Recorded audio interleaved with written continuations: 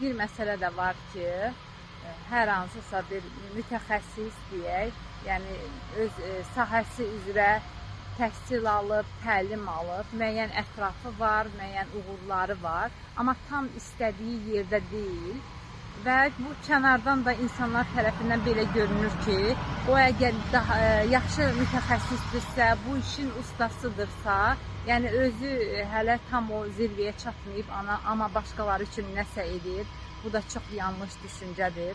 Çünki əgər o insan oturub gözləsə ki, mən hələ tam yaxşı bilmirəm, mənim hələ çox uğurlarım yoxdur, mənim çox əhatəm yoxdur, mən gözlüyüm, nələrsə edim ondan sonra, bu insan da özünə haqsızlıq etmiş olur, yəni özünü geri çəkir.